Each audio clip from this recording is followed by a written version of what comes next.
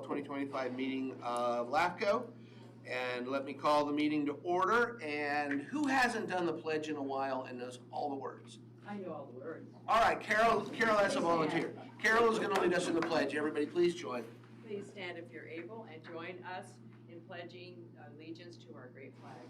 I pledge allegiance to the flag of the United States of America and to the republic for which it stands, one nation under God, indivisible, with liberty and justice for all. All right, our clerk is out for the day. Mr. Tapia is doing double duty. Sir, if you call roll. Good morning, Chair and Commissioners. Chair Wagner. Here. Vice Chair Hudna. Yes, I'm here. Commissioner Gabbard. Commissioner Fisler. Here. Commissioner Wong. Present. Commissioner McGregor. Here. Commissioner Freshman. Here. Commissioner Moore. Present. Commissioner Penrose. Here. We have a quorum. All right, thank you very much. Are there any supplemental communications to announce? There are none. All right, public comments. Speak now or forever hold your peace. No. Seeing none, I will move to our consent calendar. The only item on consent is our October 8th regular commission meeting minutes. Any questions on the minutes? Request change? I hear a motion. Second. And a second. Further discussion? Seeing none, that carries unanimously. Thank you very much. There are no public hearings today. We are to our discussion and action items. Item 8A, fiscal year 2024 audited financial statements. Mr. Tapia. Chair and Commissioners, the item before you is the audited financial statements for fiscal year 24-25, and I will turn it over to Jennifer Farr for a presentation on the audit. Good morning, Chair and Commissioners. My name is Jennifer Farr. I'm the audit partner on your financial statement audit for the fiscal year ended June 30 of 2025. And I just have some brief comments to share the results of the audit with you, and then I'll be happy to answer any questions that you have. So we have completed the audit and we issued an unmodified audit opinion on October 29th, and that is the highest level of opinion that you can receive. It says that the financial statements are fairly stated in all material respects. Inside the financial statements, you'll see that the net position of Orange County LAFCO increased by $360,000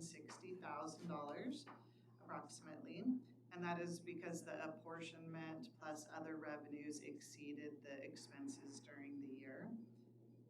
Additionally, the general fund expenses of about $1.3 million were less than what you approved in the budget. There was a improvement of $540,000 due to lower than expected cost for salaries, services, and supplies. So that's generally what's creating that excess of revenues over expenses, is that the expenses were not spent as much as budgeted. In the financial statements, you'll see that they're very consistent with the presentation of the prior year. There was only one exception to that presentation, and that is related to the implementation of a new accounting standard related to how you record your sick and vacation time. That change resulted in increasing the liability balance for compensated absences by $21,000. So not a big change, but a notable change in the valuation of how vacation and sick time is showing up in the financial statements. In addition to the financial statements, we also issue a letter to those in governance, and we're required to communicate to you any independence threats and risk that we identified during the audit. Those risk areas this year included ensuring the new accounting standard was reported correctly, and we worked with the contract CPAs to ensure the implementation of that standard was accurate.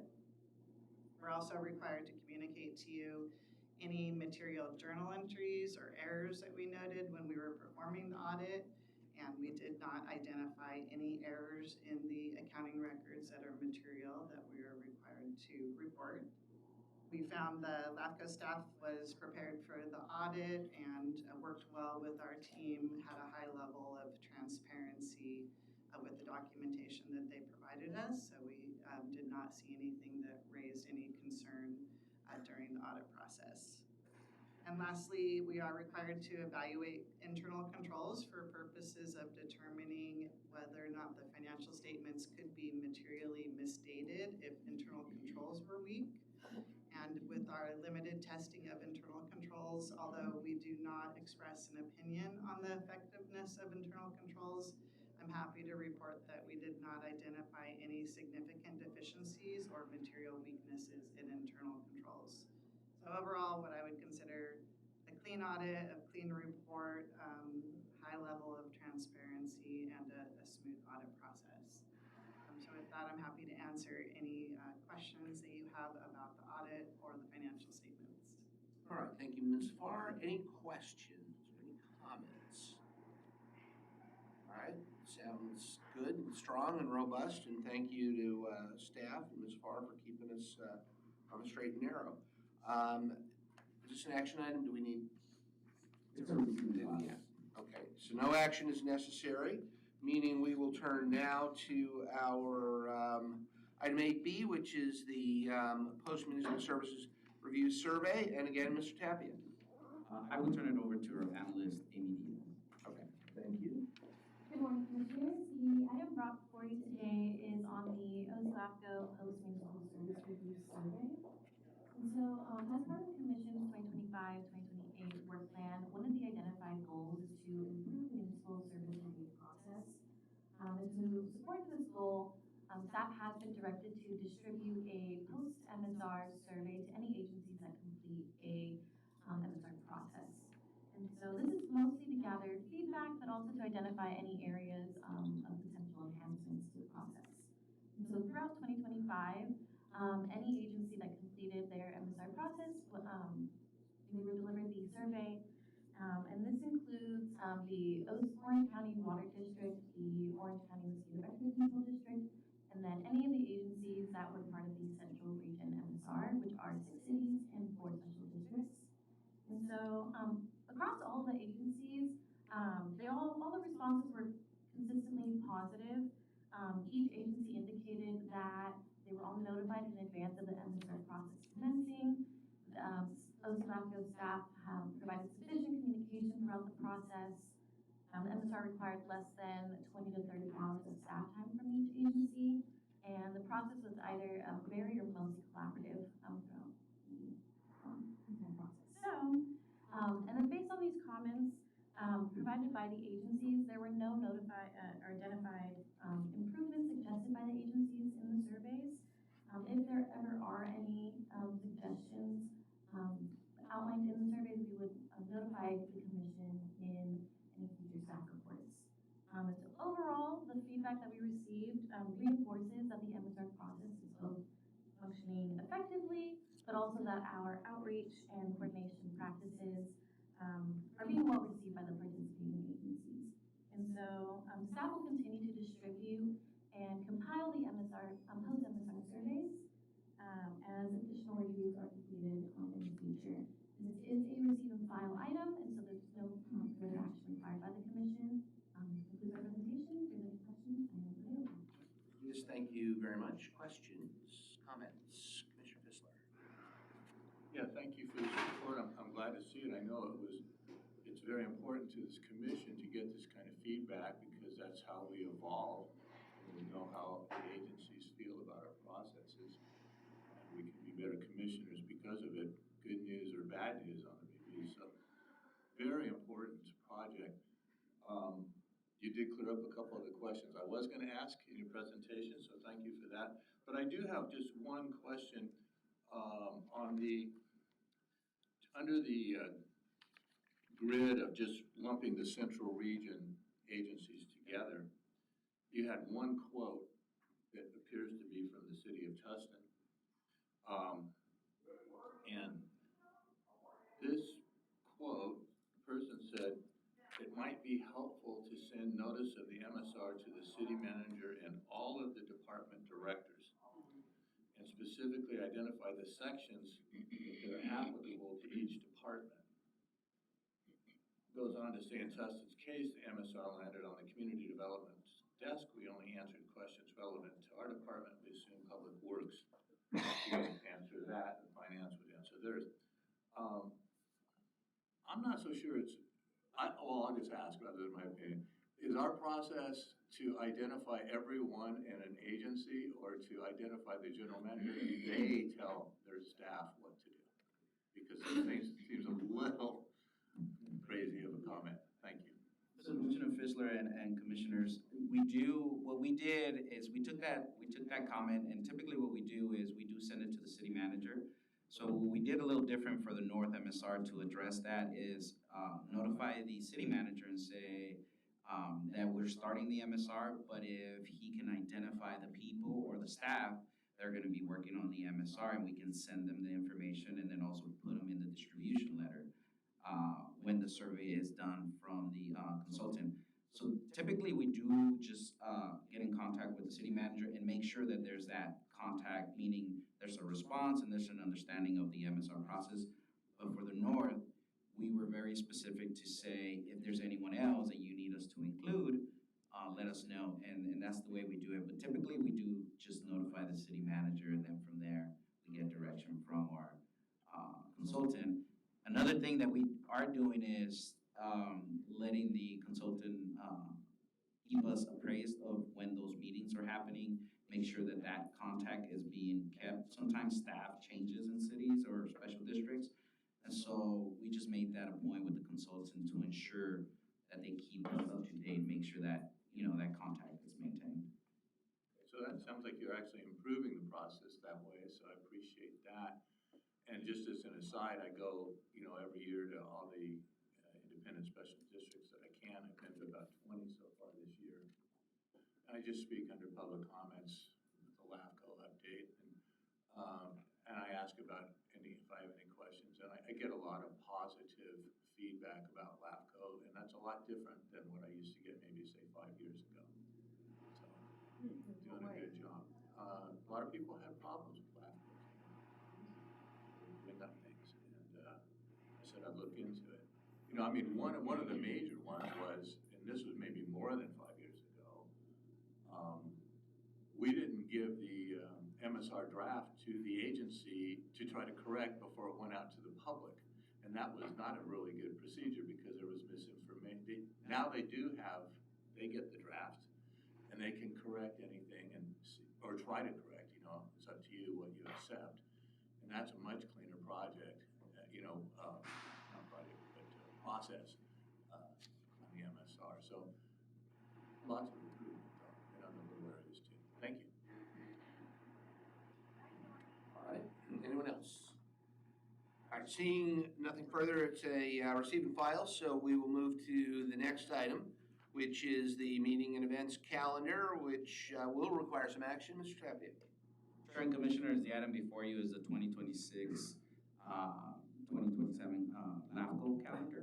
It does include one modification for the November meeting. During the November meeting on the second Tuesday, it is Veterans Holiday. So we're suggesting to have that meeting on the third week, which is depicted on the calendar before you. This is a action item for the Commission to adopt the calendar for the upcoming fiscal year. That concludes my presentation. Sir, thoughts on the calendar, questions, or entertain a motion to approve? Second. I heard Derek first, but doesn't matter, you guys can arm wrestle for it. Oh, question, yes ma'am. I don't see any indication of when the LAFCO conference might be. Typically it's in October or November, so usually it's shown there. But since we're not a party to it, we did attend.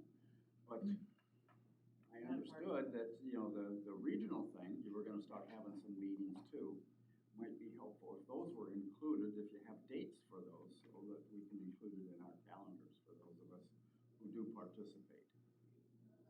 So, Commissioner Freshley, we can put the LAFCO dates back on. We didn't have those due to not being members, but we can put those back if that's the direction of the Commission. And then As for the alliance, we can put the dates if, once we determine if we're gonna be meeting quarterly. We have not identified a specific date or time period. We typically, right now, what we're doing is, it's about a month in advance or so that we check in with the commissioners that were designated to attend the meetings and then also with staff. But I think the move is gonna be to do a quarterly meeting. And as soon as those are identified, we certainly put those on the calendar as well.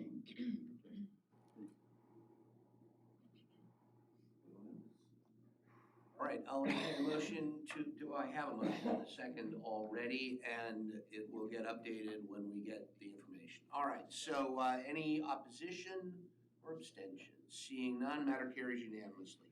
Thank you very much. Item 8D, update on the alliance, speaking of which. I will turn this item over to Ms. Diaz as well. Chair and Commissioners, the item brought before you today is a update on recent activity of the Alliance of Local Agency Information Commissions, also known as the Alliance. So as you all know, the Alliance is comprised of 4 participating LAFCOs: Orange County LAFCO, LA LAFCO, San Diego LAFCO, and San Bernardino LAFCO.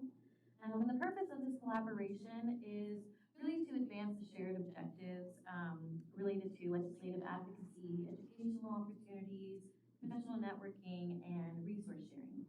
And so since the official launch of the Alliance in May of 2025, the Alliance has convened 3 times in August, September, and October, and during which, participating LAFCOs, the commissioners, including Commissioner Wong and Commissioner McGregor, along with staff, they have helped to identify some of the organization's goals, structures, and initial priorities. And so at the last meeting in October, the Alliance did adopt its official mission statement and logo. The logo is attached in the report, and the mission statement is as follows. So the Alliance of Local Agency Information Commissions serves as a unifying forum for LAFCOs to foster efficient, sustainable, and transparent local governance through legislative advocacy and education. Looking ahead, the executive officers of the 4 participating LAFCOs are coordinating a joint workshop tentatively scheduled for March of 2026. And this really opens up a forum for collaboration, professional development, and an opportunity for the participating LAFCOs to give any updates on their projects and initiatives at each LAFCO. And so moving forward, staff will continue to participate at the Alliance meetings, and we will also provide any updates at future commission meetings as well. This is also a receive and file item, and there is no action required by the commission. This concludes my presentation, and I'm happy to answer any questions. Alliance, we are. Speak, you may. I think Derek first, go ahead. I'll just add to what Amy's saying is, I think what we did was the right thing. This group is very efficient. We don't belabor issues, we move forward. So I'm just very happy at this point as to where it's going. I think it's the right steps. Thank you. Just a quick question. Who is organizing and administrating this alliance? What teams? As of now, is the executive officers from the 4 LAFCOs, so from Orange, San Diego, Los Angeles, and San Bernardino. We're the ones coordinating. We use staff. Some of their staff reports, like Amy worked a lot on the logo. She developed, Well done. I would say, like 80–90% of that logo. So, we split up the work to ensure it's the right. That's what I wanted to make sure of. Yes, we do. Because I would hate to see one bear the brunt of the workload. Okay, thank you very much. Yes. All right, receive and file item, good work, carry on, appreciate it. Cool logo. Very, very much. All right, the burning question in front of all of us, do we meet again in December? Anybody want to go ahead, kick it off? Commissioners, the item is for the commission to consider canceling the December meeting due to a lack of items for the commission to take action on, and I'm available for any questions. I see no reason to meet in the height of the Christmas season if Nothing to do. I'll entertain a motion to cancel the December meeting. To council. Second. Moved and seconded, further discussion. I'll miss you all, but we will wait for that motion. You're That gonna spend motion- time with family. That motion carries unanimously. So, okay, very good. Let me turn to commissioner comments. Ladies, gentlemen, anyone for the good of the order? I actually had a comment, it could have fallen in the previous, the Alliance part. We did attend, some of us that did attend the LAFCO conference, and I thought it was very well put together, and I noticed all the other agencies were there. San Bernardino, Los Angeles, so they all were there. And they had it started off with I thought it was kind of clever. Pardon me. It was a game. Peggy, you remember too. And I thought it was very clever. It was like a game show. Before that was LAFCO 101, training people on the basics of LAFCO. And you always learn something. You think, well, you won't. You will. There's almost always something new. And that was put together very cleverly. It did involve people and got people up from different categories because it included the staff as well as the commissioners themselves. It also gave an opportunity to, this is the hard part, if you don't talk to people, you don't know what they're up to. And I have to stress how that is something that's interesting, because you want to hear, even when somebody has a problem or they disagree with you, if you don't hear it, you don't know it. And I have to say that opens your ears to it. And I understand Derek's move and his theory on this, and I agree. They've made major changes. You saw it in the officers, and you saw what was going forward. So I don't know where it is now, Derek. I'm sure you know a lot more on it, because you always do. But I will have to say that I see changes occurring. So the action probably prompted a lot of that, I'm assuming. I also, as I'm mentioning, the classes and the topics, they were talking, which is a key LAFCO thing, is saving farmland. I mean, it's kind of a sad story. I'm talking about it in Orange County, when all the land that's left is leased. Nobody owns the land anymore to farm. And that was pardon? Rancho Mission Viejo does. Owns the land that they farm on? Not the farmland. Yes. I heard a report from the farmers that was not true, so we'll have to figure that as something that needs to be discussed. That the major part of the farmland in California, there is land, but the major part of the farmland is leased. Anyway, I heard it at a Waco meeting, so maybe that was incorrect, but it was from the farmers themselves. Anyway, back to what I'm saying, they did discuss saving the farmland, and of course that's a critical issue. It affects us too, even though we don't live in those counties, those major counties that are major farm producers. So I'm just offering some of this. Peggy attended, and Catherine, and of course Louise. And Louise, you might want to make a comment too on I think you took some classes, and I don't know how else you would take them. Where else would you do that? Meaning in terms of classes from LAFCO? Right. I mean, they offer university, Don't you have your standards that you have to update? Go ahead. No, in terms of the LAFCO, what they offer is university youth sessions in which they put up, kind of workshops that they go over a topic. Previously, that was one of the items that LAFCOs were not seeing being done in the past. And so that's something that they have modified. They started to have those sessions again, but that was one of those items that essentially kind of fell off of their schedule. But we are seeing, or we're being notified that they're starting to have those. Anything else? All right, thank you. Any other comments? Tell me what it's like to ride a camel. So, anybody here ridden a camel? Oh, yes. Okay. They're weird. They're easy to get on because they kneel down for you. And then they stand up in 4 stages on their back knees, front knees, back legs, front legs, which is all fine. You just kind of rock as you go up. The problem is when you're getting off the beast, You don't know when it's gonna go down on its front knees, because it just does that in reverse. And all of a sudden, you're sitting up there and you're 10 feet high. You're sitting up there and it decides to kneel and you're just pitched forward. So we all almost fell off of them, but great fun out in the desert riding a camel. There you go. Very good. That's my, Interesting. yep, loads of fun. You ever eaten camel? No. Camel burgers are available in fads. I don't recommend them. Anyway, all right. Does not taste like chicken, right? I'm sorry? Does not taste like chicken? It does not taste like chicken, no. It's actually closer to pork, but it's just off. Anyway, good question. So, Executive Director's report, Mr. Tapia. Oh, wait, go ahead. Commissioner's report. Maybe Director's Commissioner comments. Commissioner comments, go ahead. All interesting. I just want to say everyone have a blessed holiday season since we're dark, in December. See you all next year. Very fair, good catch.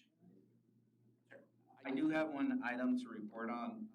The commission, and during the last hearing, directed me to just get a little bit of information in regards to an item with the city of San Diego related to water rates and wastewater rates.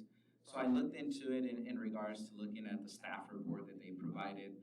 They did conduct a independent study on their water rates and then also their wastewater rates. And as I saw the report, they are projecting, for example, on the water rates, if you compare, the plan is to do an increase from this upcoming year to 2030. If you compare the starting rate to the final rate, it is about a 63% increase in that water rate. And then also there's a base rate in regards to the meters that they charge, and it's approximately about 70%. Of course, every year they're increasing approximately around, from what I saw, is 13% or so. For wastewater, the rates are also increasing by approximately 37%. The base rate that they charge for it, about 80%. And like I said, it is split off into 10, 11, 14% throughout those years.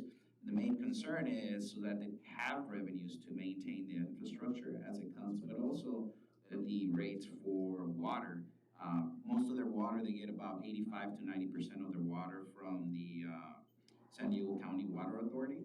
And so they've also experienced increases in water rates. And so that was the item I looked into the direction of the commission. And those are all my comments for today. Anyone? All right, informational items and announcements, there are none, which brings us to adjournment. Echoing Commissioner Fissler, have a great, safe holiday. We will see you all back here in 2026. This meeting stands adjourned. Thank you all.